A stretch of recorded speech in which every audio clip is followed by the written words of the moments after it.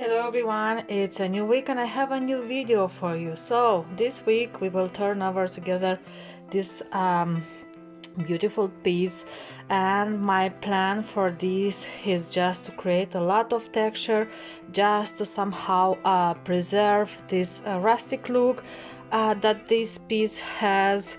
So I will start first of all by sanding down to the raw wood the legs. I already tried in a spot just to see if this is an easy job or not, because I will sand this by hand. The finish is getting off pretty easily, so let's start the work. I have some 80 grit sandpaper, so these legs are wood, so working with 80 grit sandpaper is okay.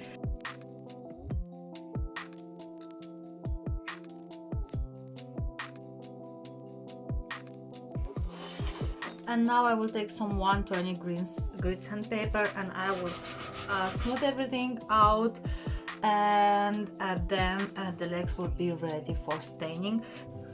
You want to use some 120 grit sandpaper and then 240. I'm not sure if I will use some 240, just because with this 80 grit sandpaper I didn't only remove the stain, I also caused some scratches and I want to smooth them out, because otherwise when you will put your stain here, once on the first place it won't be even, and also your wood will be like fuzzy.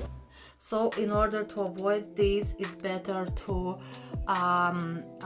sand your wood with at least 120 grit sandpaper, but you don't want when staining to go with more than 240, because you will somehow polish the surface of your wood and then you will have problem with staining, so your stain will not soak in your wood, will stay on the surface, and it will look like blotchy, and so it's better to stop at 240.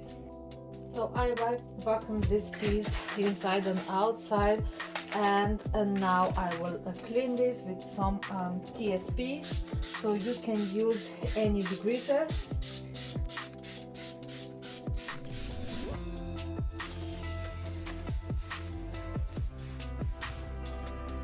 Now that my piece is nice and dry, I will start to scuff sand this piece, and especially if you can see here on the top the finish is chipping a little bit, so I want to remove all the chippiness. I have some 120 grit sandpaper, and as I said, I will scuff sand everything because on the doors and on the sides the finish is a little bit shiny, and I want to create a good base for my paint to adhere on.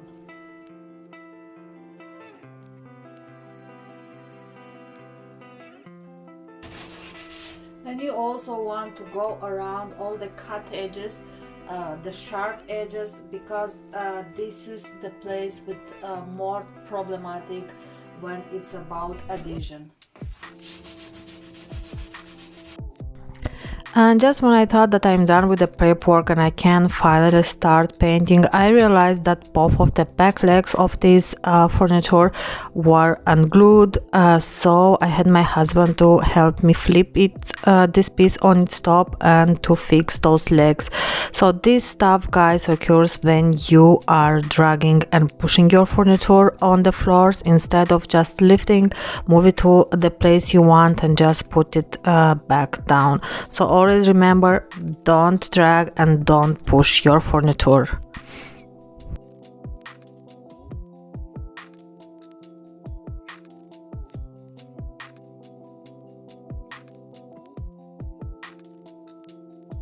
Okay, so I'm planning to do a lot of texture on this dresser, and I will use graphite by Rust-Oleum to create for my base color and to create the texture.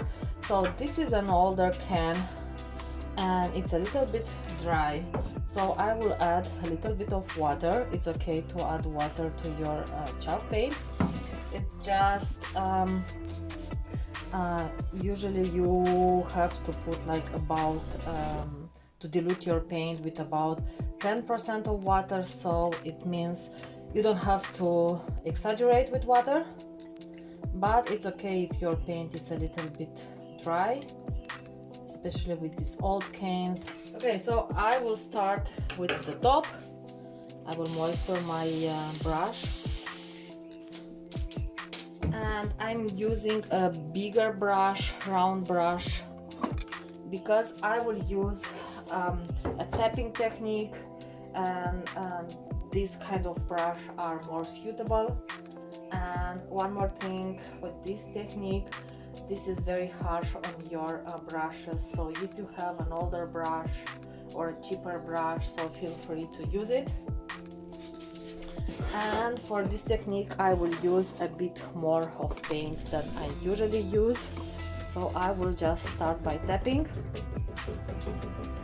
because I want to create as much texture as I can.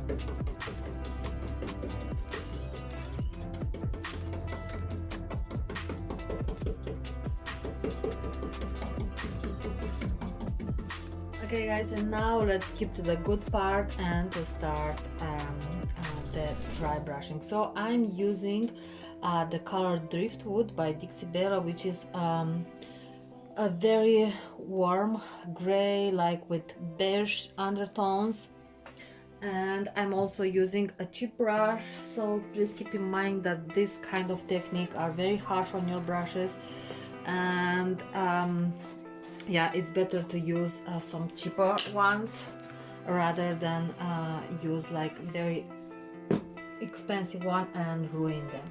So I will take like a very little amount of paint, and I will unload my brush on this carton board, because you really want like literally very little amount of paint.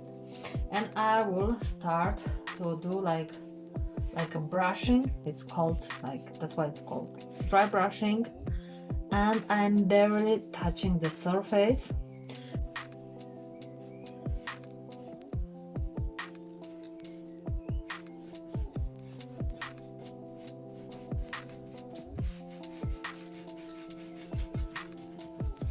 And one more thing to notice with this technique, you are not using water at all. That's why it is called dry brushing.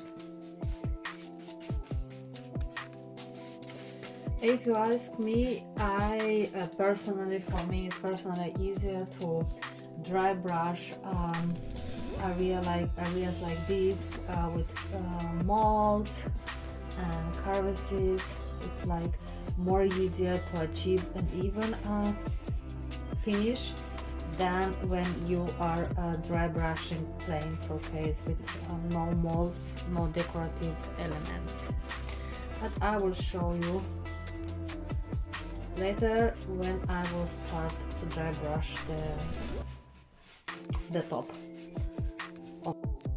So I stained these legs, but I feel like this color is not looking so good with the look I created on the piece, on the rest of the piece. So I decided to paint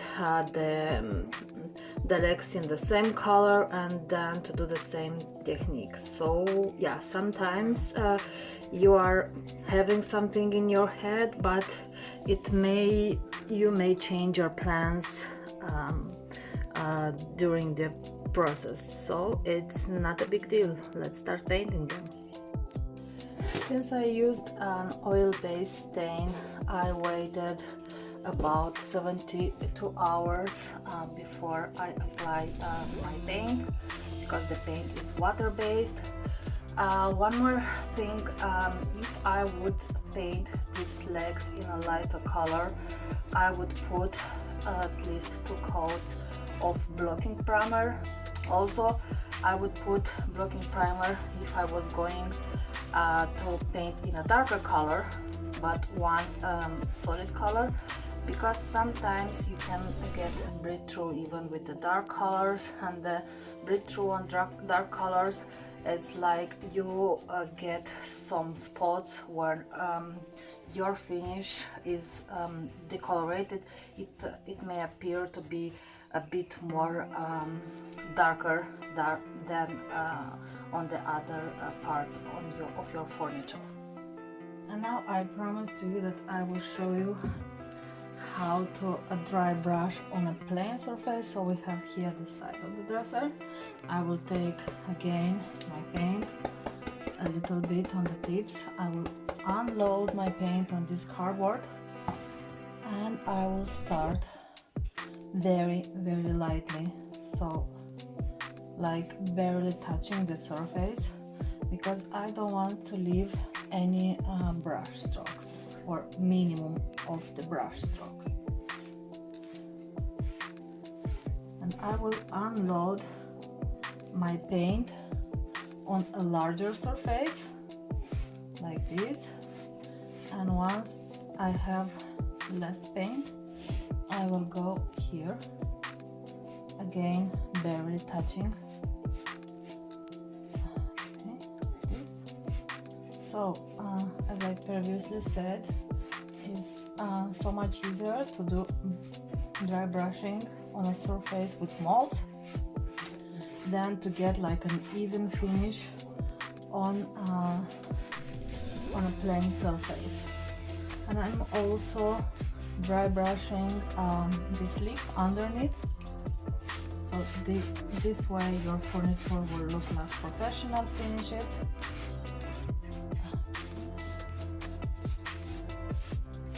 So now it's time for some protection. I'm using Bondex clear wax. I know you see me using a lot Rust-Oleum, but I ran out and I don't have time to order and just wait until my order comes, so I ran this morning to the hardware store and just grabbed some Bondex. So I'm using also my wax brush by Lignocolor, and you guys, if you don't have a wax brush, you can always use a lint-free cloth, like a microfiber cloth, but wax brushes are a good investment because they will make your job so much easier and faster. Now I'm taking a darker microfiber cloth and I will just remove any wax excess. I let my clear wax to dry for about 1 hour, and now I'm ready to apply my black wax. So you may see other furniture finisher, they like to apply decorative waxes directly after they are applied the clear wax, but I discovered that for me it's easier to apply and to work with my wax after I let the clear wax to dry a little bit. I applied a liberal amount, a very small amount. Always start with small amount of waxes, and now I'm just kind of smashing it and kind of blending it into my finish.